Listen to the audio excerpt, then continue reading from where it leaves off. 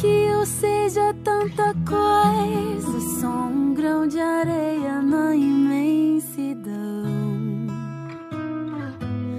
Mas cabe quase o mundo inteiro no meu peito. Carrego todas as memórias. Olá, queridos, bom dia! Bom, na aula passada, nós falamos um pouquinho sobre o título Ouvido Afinado e vimos a história de Samuel e como Deus fez de Samuel um profeta, um servo de Deus, né? Um mensageiro de Deus. Hoje nós vamos falar um pouquinho sobre um personagem bastante conhecido, mas eu queria começar perguntando o seguinte para você. Como é que você trata as pessoas que aparentemente elas são diferentes de você? Esse diferente é uma palavra utilizada para as pessoas que às vezes não conseguem ter as mesmas potencialidades que você ou as mesmas habilidades, digamos assim. E às vezes nós intitulamos algumas pessoas como diferentes porque ela possui alguma deficiência física ou intelectual. Então, hoje eu queria começar falando um pouquinho sobre a palavra xenofobia. O que significa essa palavra? Você já ouviu falar dela? Bom, o título do capítulo 14 do livro de vocês tem como título Inclusão Real. E na página 43, antes de começar a nossa aula, deixa eu falar de novo sobre um assunto que é importante, que eu estou sentindo ainda a dificuldade de alguns alunos. O livro de vocês, ele é dividido em 4 bimestres, primeiro, segundo, terceiro e quarto. Nós estamos no quarto, último bimestre do ano, correto? Só que nesse bimestre, o que é que acontece? Ele já está aqui no finalzinho do livro, no capítulo 14. E alguns alunos, quando eu passo atividade, dizem assim, Pró, você passou uma atividade, mas só tem texto. Por quê? Porque o livro de vocês, ele começa com o primeiro e segundo bimestre, vai até a página 72. Depois ele recomeça a contagem do livro novamente. Então, folheie o livro inteiro antes de você concluir de que eu passei a atividade incorreta ou que está numa página que você não consegue identificar, tá bom? Se você folhear o livro, você vai conseguir identificar tudo o que você precisa. Bom, agora que você já identificou como encontrar a página do livro e já sabe, né, como chegar até a atividade proposta, vamos lá. Na página 43 tem assim, xenofobia é a aversão pelo que é diferente, pelo que vem de fora, tá? Então, é você ter aversão, ser contra as pessoas que são diferentes. E esse diferente, muitas vezes, é intitulado por nós. Algumas pessoas, existe uma dificuldade visual, precisam usar óculos. E nós, às vezes, utilizamos certos tipos de brincadeira ou nos referimos a elas como pessoas de 4 olhos, ou fazemos alguma brincadeira que é de mau gosto. Para alguns é apenas uma brincadeira, mas você já parou para pensar que quem está recebendo essa brincadeira ou essa fala sua a respeito desse assunto pode estar se sentindo ofendido, magoado, chateado, triste? Pois é. O personagem de hoje, ele se sentia assim, ele era excluído na época pelas pessoas. Mas ele era excluído por quê? O que é que ele tinha de diferente? Nós vamos falar sobre um personagem bastante conhecido que é Davi. Davi, ele era ruivo, só que naquela época as pessoas tinham um preconceito contra quem tinha essa característica. E aí na página 44 do livro de vocês, se vocês quiserem acompanhar, diz o seguinte, que Davi, ele possuía essas características. E por possuir essa característica, quais eram as crenças na época, né, a respeito disso? Aqui diz o seguinte, para os egípcios, os ruivos estavam ligados a Sete, o deus da escuridão. Já os gregos os retratavam como inimigos selvagens. E as comédias romanas relacionavam o tom avermelhado do cabelo à condição escrava. O fato é que a Bíblia nos mostra que Davi, ele era ruivo. E por conta disso, ele era, digamos assim, diferente, né? E é muito triste quando nós nos sentimos rejeitados ou nos sentimos diferentes porque as pessoas nos tratam dessa forma. Nós não queremos ser tratados assim, nós queremos ser tratados com carinho, com respeito, com dignidade, independente do nosso aspecto físico, porque a Bíblia diz que o homem vê a aparência, mas Deus vê o quê? Deus vê o nosso coração. Então vamos lá. Quem era Davi? Bom, Davi era o caçula de uma família de 8 irmãos e ele era filho de Jessé. Eles moravam onde? Eles moravam em Belém. E Davi tinha o hábito de cuidar dos rebanhos de seu pai. Davi gostava de cuidar de ovelhas.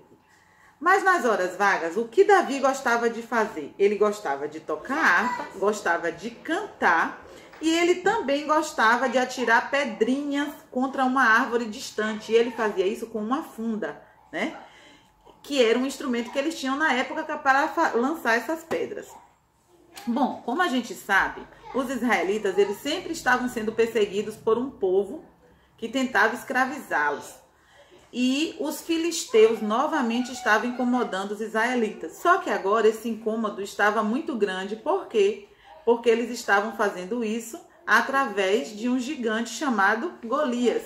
E Davi foi incumbido pelo pai de ir até onde os irmãos estavam levarem os alimentos. Os irmãos de Davi eram os maiores, como eu já disse, ele era o caçula. Então os meninos já tinham sido alistados para estar lá lutando, estar na guerra, digamos assim, na linha de frente da batalha contra Davi. E Golias, ele era enorme. A Bíblia registra que Golias tinha mais de 2 metros de altura e a armadura dele pesava 60 quilos. Você já imaginou? Uma pessoa de mais de 2 metros e que tinha uma armadura que pesava 60 quilos. Quem poderia conseguir derrotar ou vencer este gigante, este homem tão grande? Então, os israelitas estavam amedrontados. Já faziam 40 dias que Golias estava o tempo inteiro amedrontando, né, aterrorizando os israelitas. Só que a gente conhece a história direitinho e percebe que Davi era um menino destemido porque tinha o temor do Senhor e acreditava que a sua força não vinha dele mesmo, mas vinha de Deus. Inclusive, a Bíblia registra que ele já tinha conseguido proteger as suas ovelhas de um leão e de um urso selvagem, né, de animais selvagens. Então, quando Davi leva alimento para os seus irmãos, que ele vê aquela cena, ele pede para confrontar aquele gigante. Aparentemente, todos começaram a zombar. Como poderia um garoto naquela idade, né, tão jovem, que não estava aguentando, não conseguiu nem vestir a armadura do rei Saul, porque o rei Saul deu a armadura dele, mas era tão pesada que, como ele era muito jovem, não conseguiu ficar com aquela roupa. Como é que ele ia conseguir então vencer o gigante, né? E quando Golias vê Davi vindo ao seu encontro, ele disse que como é que os israelitas poderiam imaginar que aquele garoto poderia derrotá-lo, ainda mais com algumas pedrinhas na mão. E a gente conhece a história e vê que Deus fez de Davi um gigante, porque com apenas 3 pedrinhas, né, ele conseguiu, que ele vai até o riacho e pega, ele consegue derrotar Golias com um golpe, apenas um golpe, né? Claro que essa vitória foi através de Deus. Sem Deus, com certeza Davi não teria conseguido vencer Golias. E ele deixa isso bem claro.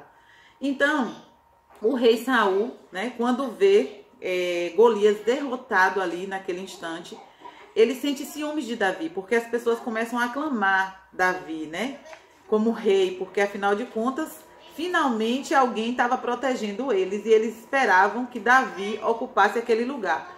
Futuramente, Davi realmente ocupa a posição de rei no lugar de Saul, e esse era um propósito divino e a gente não pode fugir contra os propósitos de Deus. Só que o rei Saul, com medo de perder o seu trono, né, com medo de perder o seu reinado, ele começa a perseguir. A Bíblia registra que durante 13 anos Davi foi perseguido pelo rei Saul. Mas durante esse período que ele foi perseguido, a Bíblia também registra que o que aliviou o sofrimento do rei Davi foi a sua amizade com Jonatas. Quem era Jonatas? Como a gente já falou anteriormente, né, na unidade passada, Jonatas era o filho do rei Saul, mas que tinha criado uma amizade muito linda com Davi e acaba ajudando Davi a fugir de uma dessas emboscadas que o seu pai preparou para o seu amigo. Então é muito bom quando a gente está passando por alguma dificuldade na vida, quando a gente está passando por alguma situação, que a gente tem pessoas com quem contar, a gente tem amigos com quem a gente pode dividir as nossas tristezas. E foi o que aconteceu com Davi. Bom, outra coisa importante que acontece na vida de Davi, mesmo ele tendo sofrido todos esses problemas com respeito ao fato dele possuir a característica de ser ruivo, de ser diferente, foi o fato de que após ele ocupar, a se tornar rei, né, de Israel, após ele ocupar esse cargo importante, ele descobre que depois da morte de Jonatas e do rei Saul, Jonatas havia deixado um filho. O nome do filho de Jonatas era Mefibosete. E Mefibosete, ele sofreu um acidente quando ele era criança. E ele ficou manco, né? Ele foi atropelado, a perna dele ficou presa na carroça e ele acabou ficando manco de uma perna, ele puxava de uma perna. E quando Davi, ele soube desse rapaz, né, da existência desse rapaz, ele poderia ter se vingado do rei Saul por esses 13 anos de perseguição, mas a amizade que ele tinha com Jonatas era muito maior do que qualquer sentimento negativo que ele pudesse cultivar em seu coração. Então, o que foi que ele fez? Né? Ele acolhe no palácio Mefibosete como se fosse seu próprio filho. Ele manda buscar Mefibosete e ele dá uma parte da herança, né, que ele herdou por ter se tornado rei a Mefibosete, porque ele entende que aquilo ali também era um direito, né, de Mefibosete, por ser neto de Saul e filho de Jonatas. Então a gente vê a misericórdia, né, de Davi por esse rapaz, através de quem? De Deus, da ligação que ele tinha com Deus. Inclusive a Bíblia se refere a Davi como um homem segundo o coração de Deus. E mesmo sendo diferente, mesmo tendo as suas debilidades e dificuldades que tinha Mefibosete, ele ficou muito feliz em ter sido reconhecido pelo rei, né? E a gente vê através dessa história, a gente aprende através dela, que nós não devemos excluir as pessoas, nem tratar as pessoas mal por alguma característica diferente que elas possuam, alguma característica diferente da nossa característica, tá? Porque as pessoas, elas não são iguais. E Deus, ele ama cada um de nós do jeito que nós somos, independente de você se achar bonito ou feio, de você ser alto ou magro, gordo ou baixo, não importa qual característica você possua, Deus te ama do jeito que você é. E ele conhece o seu caráter, ele conhece o seu coração. Então que Deus nos abençoe para que nós possamos cultivar pensamentos positivos a respeito do outro, que nós possamos proferir da nossa boca palavras de bênçãos, para que as pessoas que estão ao nosso redor se sintam bem com aquilo que nós falamos e com o jeito que nós tratamos cada uma delas, tá bom? Que Deus te abençoe, que você tenha um bom dia. Qualquer dúvida, eu estou aqui, é só entrar em contato com o monitor ou comigo mesma para poder a gente executar a atividade com excelência, tá bom? Beijos e até a próxima aula.